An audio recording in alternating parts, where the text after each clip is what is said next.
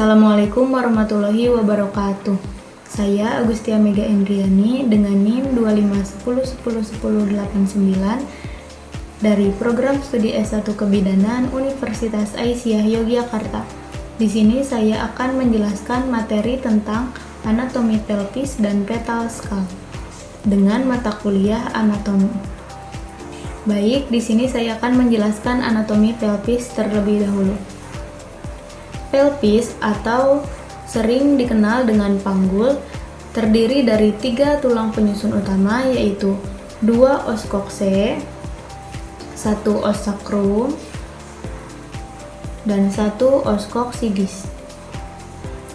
Os kokse terdiri dari os kokse dextra dan os kokse sinistra.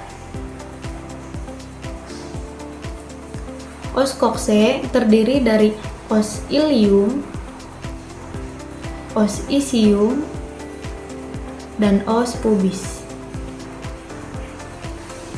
Os ilium terdiri dari ala os ilii, crista iliaca, spina iliaca anterior superior, spina iliaca anterior inferior, spina iliaca posterior superior, spina iliaca posterior inferior. Kemudian incisura ischiadica major, acetabulum, dan linea arcuata dextra dan linea arcuata sinistra. Kemudian os isium. Os isium terdiri dari corpus os isium atau badan os isium, kemudian ramus superior os isium, ramus inferior os isium, incisura ischiadica minor, spina ischiadica, kemudian tuber ischiadicum. Yang selanjutnya yaitu pubis. Pubis terdiri dari corpus os pubis atau badan os pubis, kemudian ramus superior os pubis, ramus inferior os pubis, symphysis pubis, dan foramen obturatorium. Yang selanjutnya yaitu saya akan menjelaskan os sacrum. Os sacrum terdiri dari ala os sacri, kemudian promontorium, kemudian basic os sacri, lalu apec os sacri, foramina sacralia anterior, foramina sacralia posterior, kemudian canalis sacralis atau lorong os sacrum, kemudian crista sacralis. Yang selanjutnya saya akan menjelaskan os koksigis. Os koksigis terdiri dari 3-5 vertebra yang bergabung. Yang selanjutnya yaitu ada persendian atau artikulasio. Artikulasio pelvis terdiri dari 3 artikulasio, yaitu artikulasio sacroiliaca yang berada di sini di antara sacrum dan ilium. Yang selanjutnya yaitu artikulasio sacrococcygeal yang berada di sini di antara os sacrum dan os coccygeus. Yang selanjutnya yaitu symphysis pubis yang menggabungkan antara os coxe dextra dan os coxe sinistra. Yang selanjutnya ada linea terminalis. Linea terminalis terdiri dari linea arcuata dextra dan linea arcuata sinistra. Linea terminalis akan membagi antara pelvis mayor dan pelvis minor. Pelvis mayor berada di sebelah kranial yang berisi abdomen, sedangkan pelvis minor berada di sebelah kaudal yang berisi organ reproduksi.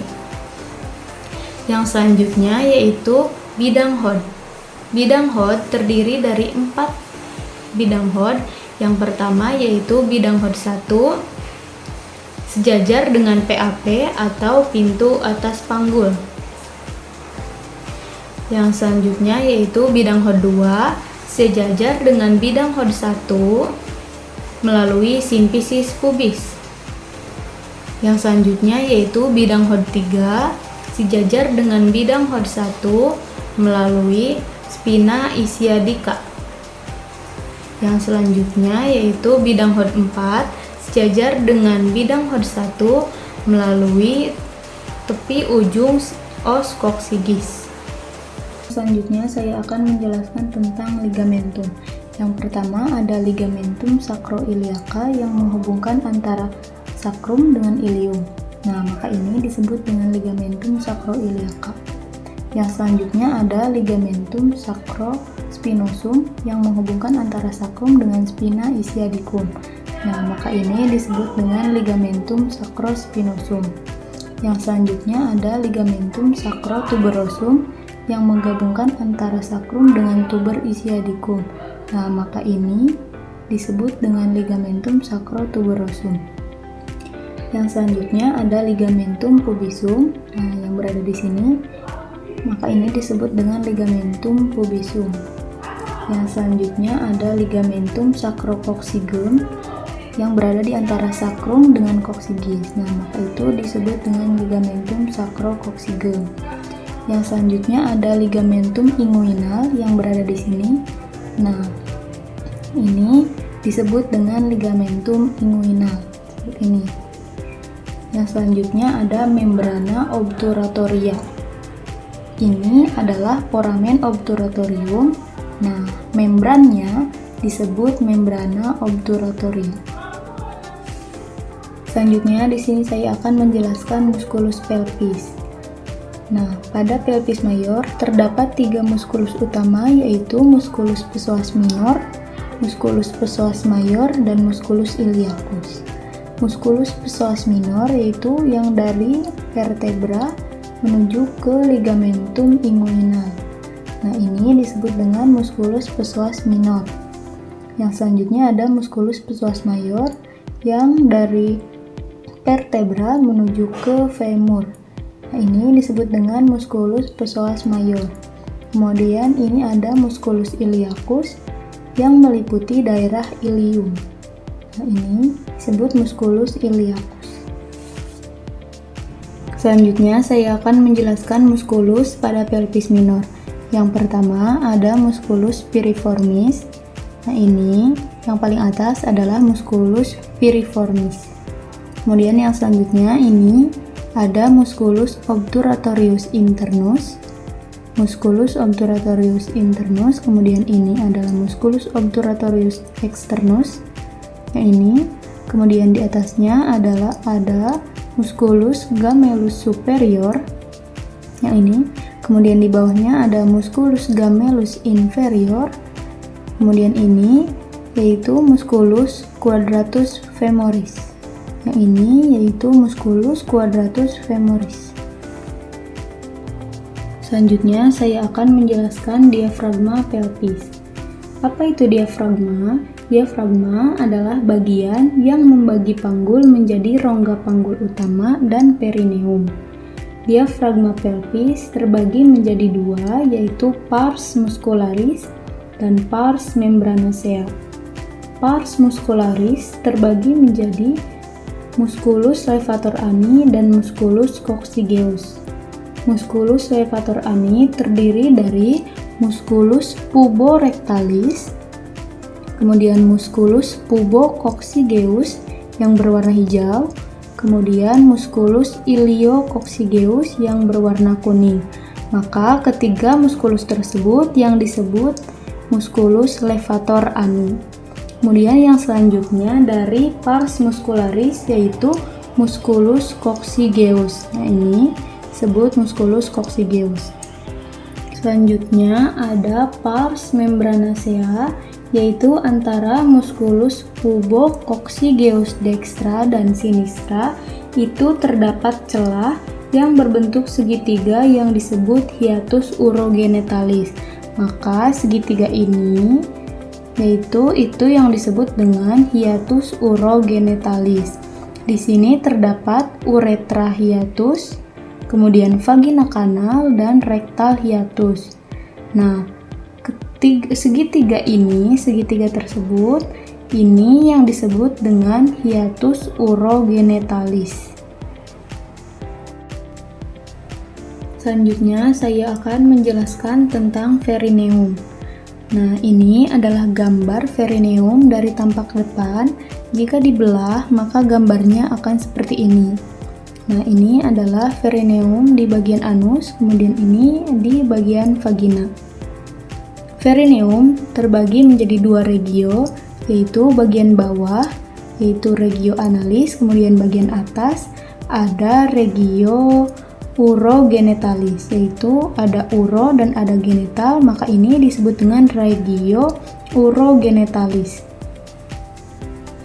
Di dalam regio analis terdapat satu muskulus utama yang mengelilinginya, yaitu disebut musculus sphincter ani externa. Sedangkan di regio urogenitalis terdapat tiga muskulus. Yang pertama ada musculus bulbocavernosus, yaitu yang mengelilingi area ini. Nah, ini disebut musculus bulbocavernosus. Kemudian ada musculus ischiocavernosus, ini yang miring ini disebut musculus ischiocavernosus. Kemudian yang mengarah ke kanan dan ke kiri ini adalah musculus transversus perineum. Yang mengarah ke kanan dan ke kiri adalah musculus transversus perineum. Baik, yang selanjutnya saya akan menjelaskan anatomi petal skull. Yang pertama, saya akan menjelaskan viscerocranium. Terdiri dari os mandibula atau tulang dagu, kemudian os maxilla atau tulang rahang atas, kemudian os palatinum atau tulang langit-langit, kemudian os nasal atau tulang hidung, kemudian os lacrimal atau tulang air mata, kemudian os zygomaticum atau tulang pipi. Yang selanjutnya ada neurocranium. Terdiri dari os frontale yang berada di depan, kemudian os parietal yang berada di tengah, kemudian os occipital yang berada di belakang, kemudian os temporal berada di samping, kemudian os sphenoid dan os ethymoid. Yang selanjutnya saya akan menjelaskan sutura. Sutura yang pertama yaitu sutura frontalis, ini yang membagi antara frontal dextra dan frontal sinistra. Yang selanjutnya yaitu sutura coronalis, ini yang membagi antara os frontal dan os parietal. Yang selanjutnya yaitu sutura sagittalis, ini yaitu yang membagi antara os parietal dextra dan os parietal sinistra. Yang selanjutnya yaitu ada sutura lambdoidea. Yang selanjutnya ada ubun-ubun atau fontanella. Yang pertama ada fontanella anterior atau ubun-ubun besar atau disebut juga dengan bregma. Yang selanjutnya ada fontanella posterior atau ubun-ubun kecil, disebut juga occiput. Yang selanjutnya saya akan menjelaskan ukuran diameter kepala janin. Yang pertama yaitu ada suboccipitobregmatica atau sikapleksi maksimal dengan diameter 9,5 cm dengan lingkar kepala 32 cm, presentasi kepala belakang, penunjuknya yaitu ubun-ubun kecil atau occiput. Yang selanjutnya yaitu occipitofrontalis dengan sikap fleksi ringan dengan diameter 11,75 cm dengan lingkar kepala 34 cm. Petunjuknya yaitu ubun-ubun besar dengan presentasi puncak kepala. Yang selanjutnya yaitu occipitomentalis. Ini adalah sikap defleksi ringan seperti ini. Dengan diameter 13,5 cm dengan lingkar kepala 35 cm dengan presentasi dahi, penunjuknya yaitu glabella. Kemudian yang selanjutnya yaitu submentobregmatica. Seperti ini. Posisinya adalah defleksi maksimal. Diameternya yaitu 9,5 cm dengan lingkar kepala 32 cm. Presentasinya adalah presentasi muka. Kemudian petunjuknya yaitu anggota muka tersebut. Nah, sekian penjelasan anatomi pelvis dan petal skull dari saya. Wassalamualaikum warahmatullahi wabarakatuh.